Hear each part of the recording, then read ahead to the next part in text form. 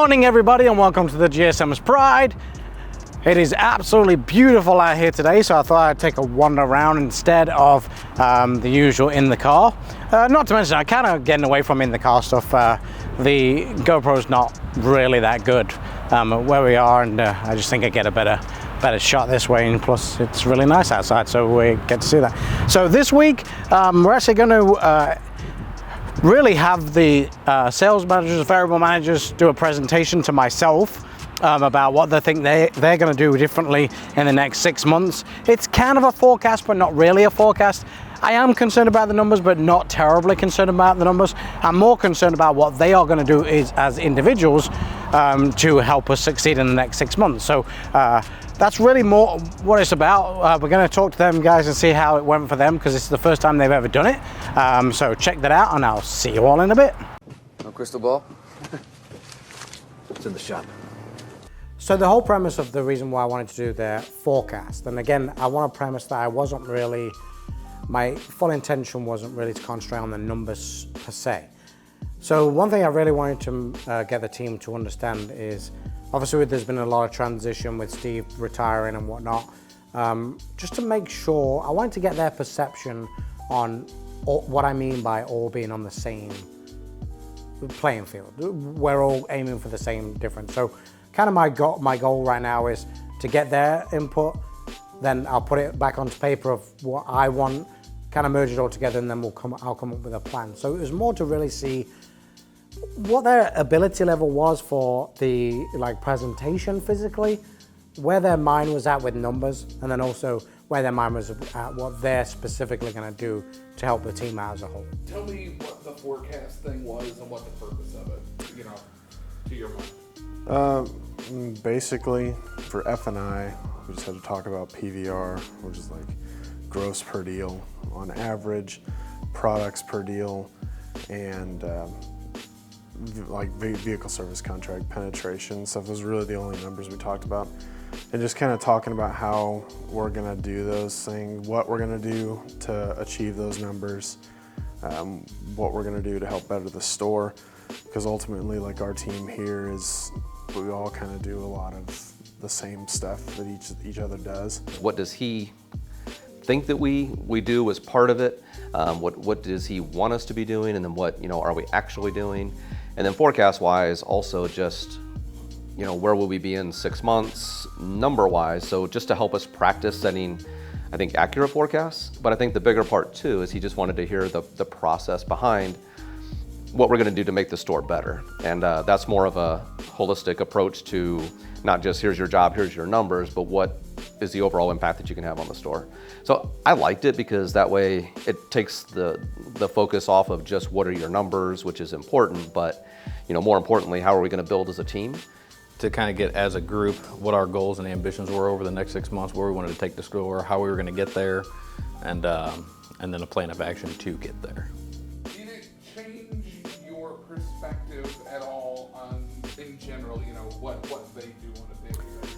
Grant specifically shocked me a little bit because he basically made a comment in there, and this isn't anything bad to anyone, that he didn't necessarily feel as involved as he would like to be because he's the new guy.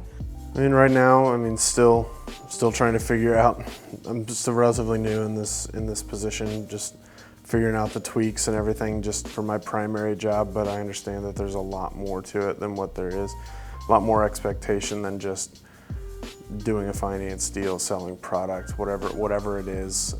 But I do have a bigger understanding of what the term variable manager kind of, I guess, entails, and what's all expected out of a job position like that.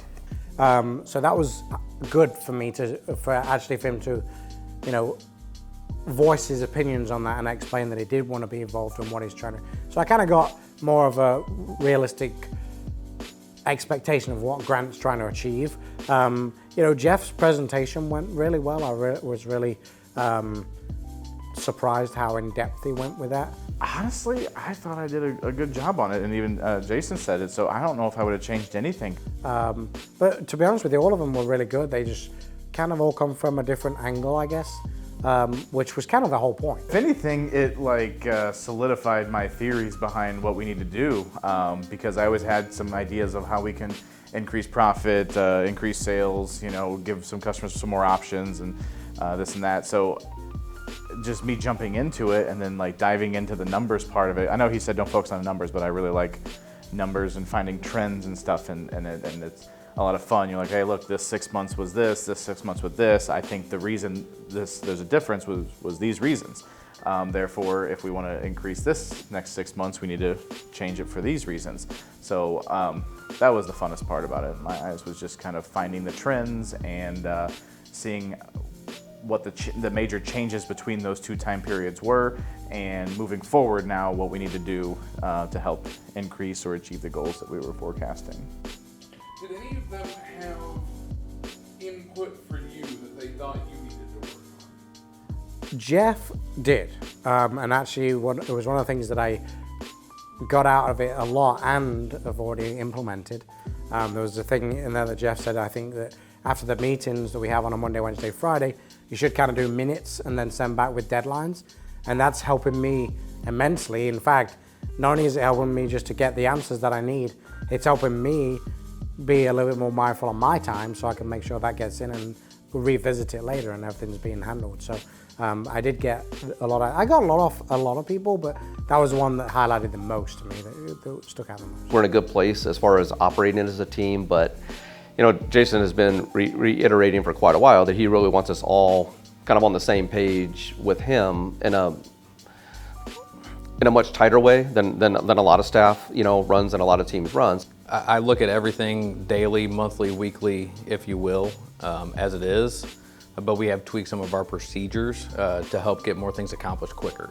I would have appreciated the opinion of the other managers as well as Jason to figure out, you know, how exactly we want to do this, and is this even a good idea? Did we try it before and we failed and I just didn't know about it, you know? So I wanted some more opinion on that part. So yeah, but the other stuff, it definitely reinforced it, yeah. So this goes for all four of them. Realistically, it's just more the follow through with what we say. And this is kind of a thing, and this isn't just them, this is me included. We talk a lot, we say we're going to do a lot of things, but we never really follow through with it or keep it going. Car industry as a whole has always kind of been a flash in the pan, change it and then do something else. I want to really hone in on some of those things and see how many will actually follow through what they said they were going to do.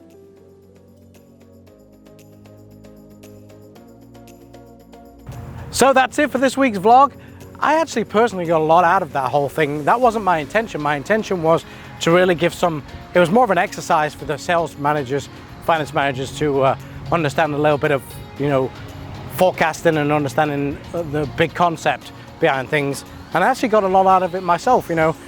Jeff actually brought up a really good point about me tracking when I asked them to do something, which I'm utilizing already. So that was, like I said, it was more of a thing that I got out of it more than anything. But again, my question to you is, do you really empower your managers to go out and try and forecast for bigger things and not just the stereotypical, you know, sell cars, desk deals, sprint paperwork and all that kind of stuff? So that's really what the intention of that was, just to kind of open their horizons a little bit and see what they could come up with.